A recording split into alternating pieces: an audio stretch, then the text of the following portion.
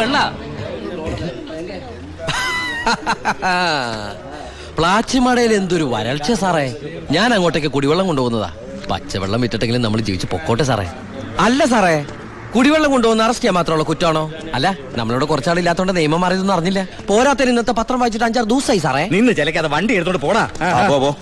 അല്ല സാറേ, സാർ എന്നെ പണ്ട് ഒരുപാട് സാറേന്ന് വിളിച്ചിട്ടുള്ളല്ലേ. എന്റെ കയ്യിൽ നിന്ന് ഒരുപാട് കാശ് വാങ്ങിച്ചിട്ടുള്ളല്ലേ. ഞാൻ ജയിലിൽ നിന്ന് വന്നപ്പോ പലരും പറഞ്ഞിട്ട് ഞാൻ വിശ്വസിച്ചില്ല സാറേ. സാറൊക്കെ പഴയ സാറല്ല, പുതിയ സാറുമാരുടെ സാറാണെന്ന് പറഞ്ഞു സാറേ. നിർത്തണ നിന്റെ ഈ സാറ് വിളി.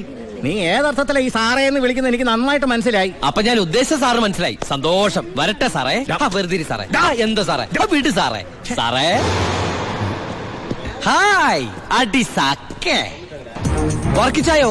എന്നാടോ ഒരു സ്നേഹമില്ലാണ്ട്? വർക്കിച്ചായോ, ഇതെന്റെ ഒരു ടെസ്റ്റ് ഡോസ് ആയിരുന്നു. ഇപ്പൊ എനിക്കൊരു കാര്യം